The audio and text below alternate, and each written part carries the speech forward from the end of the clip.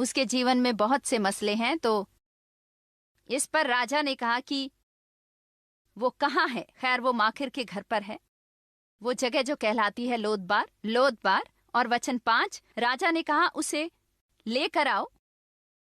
और वचन 7 में ये मुझे पसंद है। दाऊद ने उससे कहा, मत डर, तेरे पिता योनातन के कारण मैं निश्चय तुझको प्रीति दिखाऊंगा। पता है, परमेश्वर आपसे कहना चाहते हैं, डरो मत। अपने अतीत की गलतियों के कारण डर में मत जियो। मैं तुम पर प्रीति दिखाऊंगा। यीशु के कारण मैं तुम्हारी भलाई करूंगा।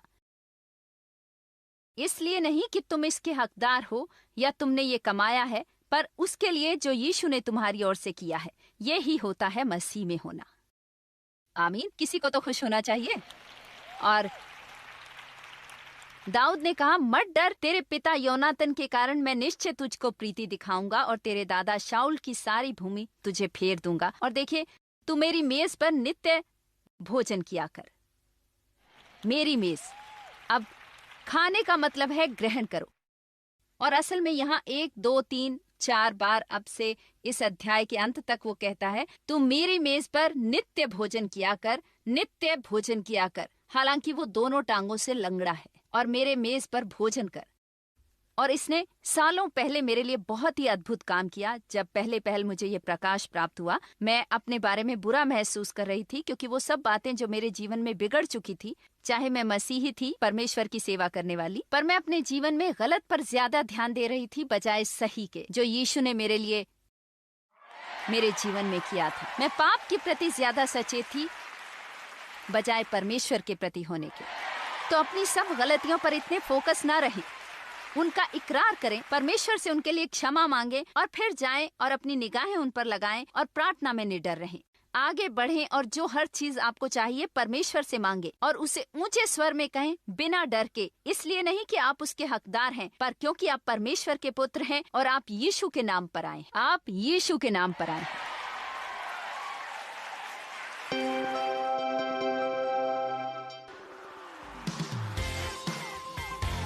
अब आप कर सकते हैं पॉज, प्ले, रिवाइंड और साप्ताहिक अपडेट। पाइए जॉयस के उपदेश अपनी सुविधानुसार। स्वागत है आपका हमारे YouTube चैनल पर। हम सचमुच बहुत उत्साहित है कि YouTube के जरिए हम आप तक ये जानकारी ला पाए हैं जो आपके लिए इकट्ठी की गई हैं, और हमें पूरा यकीन है कि आप इसका भरपूर आनंद उठाएंगे। YouTube पर जॉयस मायर को लॉग ऑन करें इस हिंदी चैनल पर youtube.com/c/Joyce Meyer Ministries हिंदी और सब्सक्राइब करें।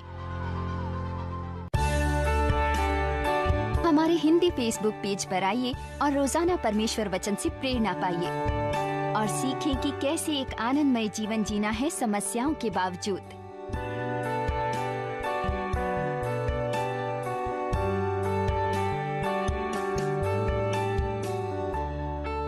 लॉग ऑन करें www.facebook.com/joyceMeyerMinistries.hindi।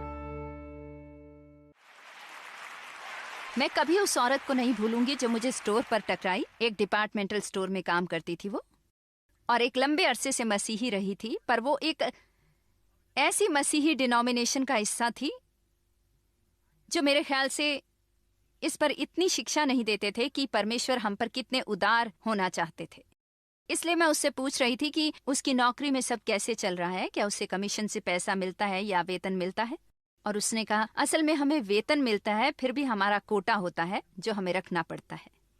अगर आप वो कोटा पूरा नहीं करते फिर हमारी नौकरी चली जाएगी। और कहने लगी, आजकल मेरे पास ज्यादा ग्राहक नहीं आते, और हम बात कर रहे थे इसलिए मुझे पता चला कि मसीही है। तो मैंने उससे कहा, तुम परमेश्वर से इसके लिए प्रार्थना क्यों नहीं करती। वो मुझे ऐसे देखने लगी जैसे मेरे 3 सिर हों। मतलब यहाँ ये औरत है जो कलीसिया में रही है अपने जीवन के करीब 30 वर्ष और नहीं जानती कि वो परमेश्वर से मांग सकती है कि वो लोगों से अनुग्रह करें इसके लिए। उसने मेरी तरफ देखा और कहा, क्या ऐसा करना ठीक रहेगा। और मैंने कहा, हाँ बेशक, परमेश्वर तुम्हें आशीष देना चाहते हैं, पर मेरी बात सुनो, तुम्हें वो नहीं मिलता क्योंकि तुम वो मांगते नहीं। और यदि तुम परमेश्वर से कुछ मांगोगे ही नहीं तो तुम्हें कुछ नहीं मिलेगा। और बेहतर है कि मैं परमेश्वर से मांगू बहुत कुछ और उसका आधा ही पाऊं, बजाय इसके कि उनसे थोड़ा मांगू।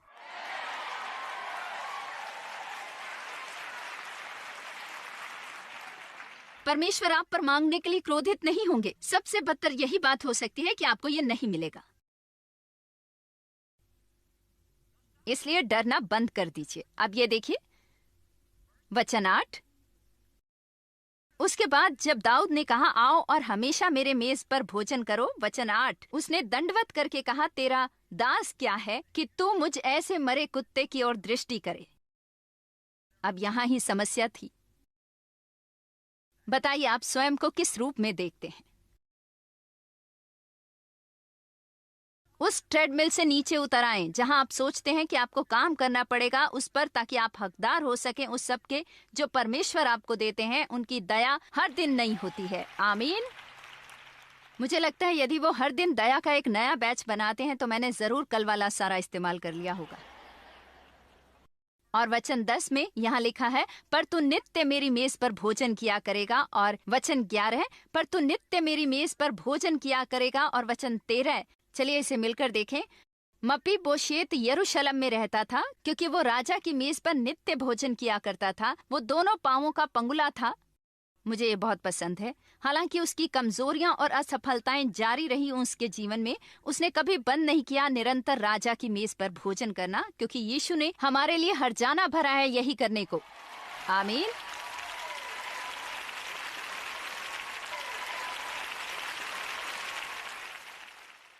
तू मेरे शत्रुओं के आगे मेज बिछाता है। और मुझे ये पसंद है। पता है शैतान एक गरजते हुए शेर की तरह आता है, ये खोजते हुए कि वो किसे फाड़ खाए। पता है कुछ गलत नहीं है आप में यदि आप अपने जीवन का आनंद ले रहे हैं जब आपको समस्याएं हों। लगता है आपने मुझे सुना नहीं। कुछ गलत नहीं आप में यदि आप अपने जीवन का आनंद ले रहे हैं जब आपको समस्याएं हों।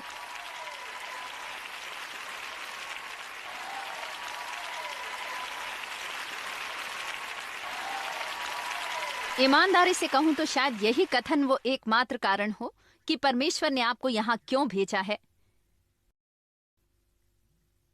ये असल में शैतान को क्रोधित कर देता है। वो बर्दाश्त नहीं कर पाता जब आपको खुशी हो। खुशी एक शक्ति है और बहुत से लोग ये सोचते हैं यदि उन्हें कोई समस्या है तो वो बस जीवन का आनंद नहीं ले सकते। वो हमारे लिए मेज बिछाते हैं हमारे शत्रुओं के सामने। जब हमें समस्याएं हों हम राजा के मेज पर जा सकते हैं और एक अच्छा भोजन कर सकते हैं, इसका आनंद ले सकते हैं। चलिए भी आप समझ रहे हैं, आप समझ रहे हैं मेरे साथ।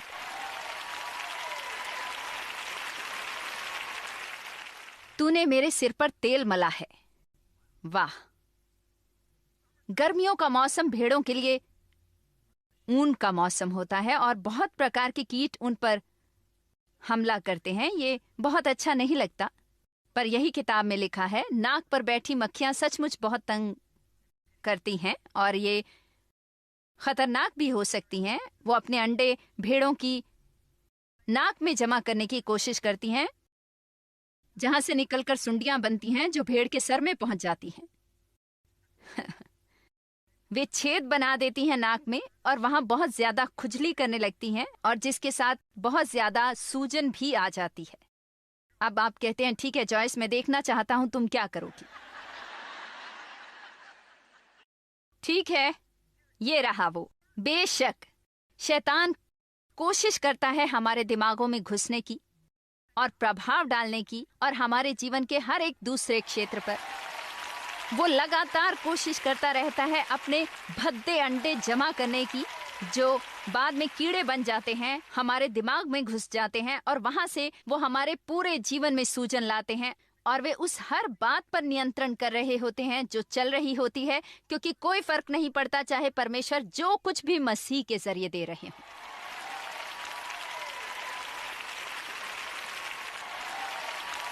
यदि मैं इस पर विश्वास नहीं करती तो मुझे ये कभी हासिल नहीं होगा। तेरे साथ तेरे विश्वास के अनुसार हो। मैं आज विश्वास कर रही हूं एक अच्छी खबर के लिए। मुझे आपका नहीं पता, पर कभी कभी मुझे प्रोत्साहन की जरूरत है। मतलब मैं मेहनत करती हूँ, मैं थकी होती हूँ जब घर जाती हूँ। डेव बेसबॉल गेम देखने जाते हैं, फिर से कार्डिनल्स को जीतते देखने। आमीन। ये अच्छा है, मुझे खुशी है कि वो ऐसा कर सकते हैं, पर मुझे शायद अच्छी खबर की जरूरत हो। इसलिए मैंने सीखा है कि लोगों पर क्रोधित ना हो, क्योंकि वे मुझे वो नहीं दे रहे जो मैं चाहती हूँ। मैं परमेश्वर के पास जाती हूँ और वो मांगती हूँ जो मुझे चाहिए। पर देखिए, आपको कुछ नहीं हासिल होगा यदि आप किसी चीज की उम्मीद नहीं करते, और आपको किसी चीज की अपेक्षा नहीं होती यदि आप सोचते होंगे कि आपको इसे पाने के लिए पहले अच्छा होना होगा। मैं ये नहीं कह रही कि हम जिए चले जाएं ये बर्बाद भयंकर जिंदगी और परमेश्वर बस बरसाते चले जाएं। मैं उन लोगों की बात कर रही हूँ जो परमेश्वर से प्रेम करते हैं और गलतियां करते हैं। आप अपनी गलतियों के लिए खेदित हैं, आप सचमुच धार्मिकता के पथ पर हैं, पर आप अभी भी वहाँ नहीं जहाँ आपको होने की जरूरत है सारा समय। ये वैसे ही जैसे मैंने कल कहा, धन्यवाद प्रभु कि मैं वहाँ नहीं जहाँ मैं हुआ करती, मैं वहाँ नहीं जहाँ मुझे होने की जरूरत है, पर मैं कहीं बीच में हूँ और मेरा हृदय लगातार परमेश्वर की ओर बढ़ता जाता है। स्वयं पर क्रोध करना बंद करें, क्योंकि आप हमेशा सब कुछ सही नहीं करते, सब सही।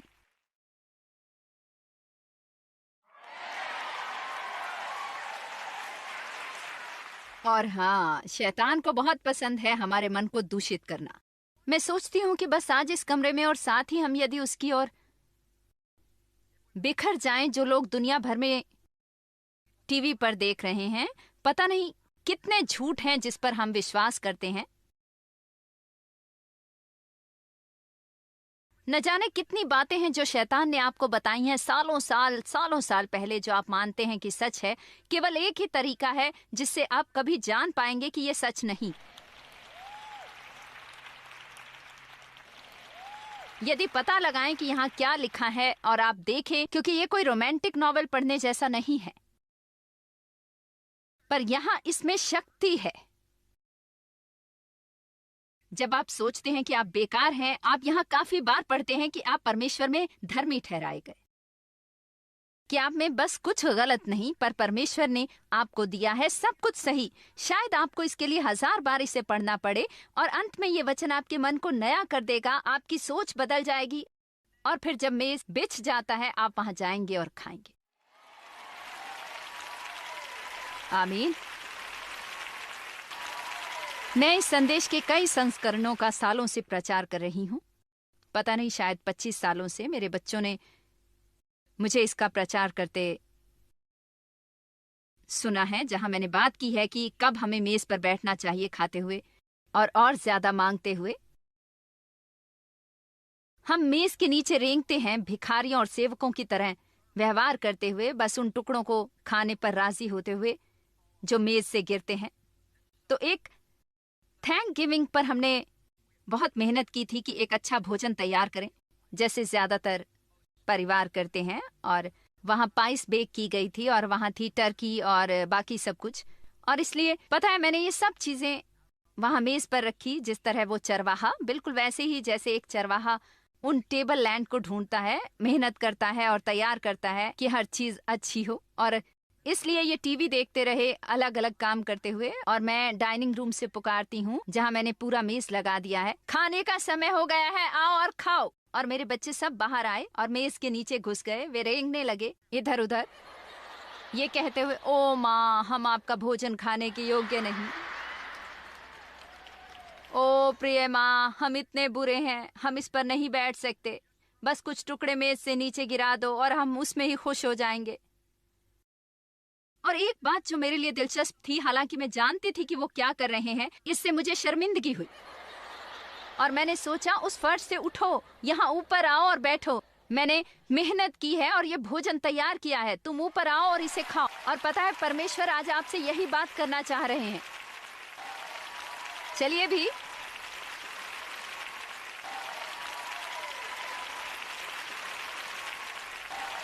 तुम मेज के नीचे रेंगना बंद करो, बस कुछ ही गिरे हुए टुकड़ों से संतुष्ट होते हुए। यदि परमेश्वर कहते हैं कि मेज बिछा है, तो आप वहां ऊपर आएं और खाएं, और शर्मिंदा भी ना हो यदि वो चीज पसंद आ रही है। कहिए, और दें प्लीज।